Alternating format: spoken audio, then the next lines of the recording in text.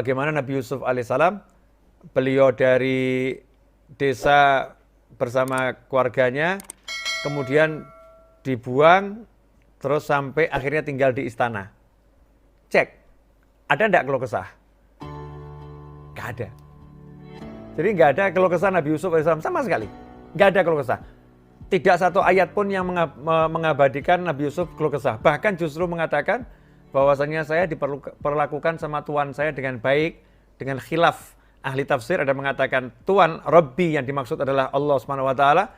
Allah memperlakukan saya dengan baik. Jadi yang diingat itu, saya sekarang tinggal di istana loh. Nggak ngomong, saya kemarin di sumur, saya dijual sebagai budak. Nggak disebut sama sekali. Saya sekarang tinggal di istana loh, ini luar biasa. Ya itulah caranya.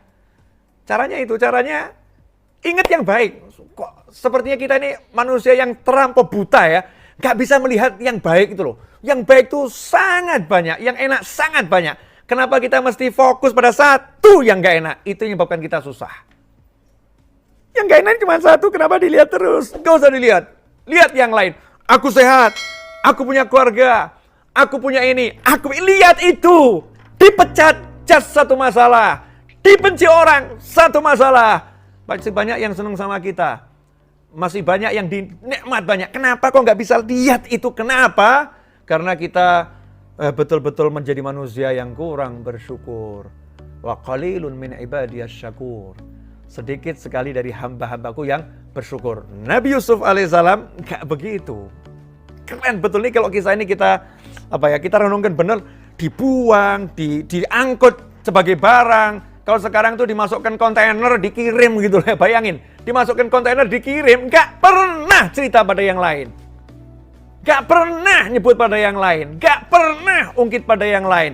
Gak pernah sebutkan semua itu. Gak ada. Dalam sejarah Nabi Yusuf alaihissalam nyebut itu tidak sama sekali. Allah yang menceritakan. Allah yang menceritakan penderitaan Nabi Yusuf itu Allah SWT. Tapi Nabi Yusufnya gak pernah cerita. Sementara kita gak sibuk cerita yang gak enak. Ini bahkan di-share di YouTube, di-share di Facebook, di Instagram, di WhatsApp ya. Bahkan update status baru dipecat. Masya Allah. Ya kan? Ini kalau dipecat loh ya.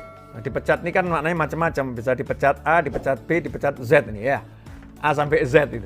Yang disebut yang gak enak aja. Makanya caranya biar bisa dari desa menuju istana adalah la in syakartum la'azidannakum wa la in kafartum inna 'adzabi lasyadid.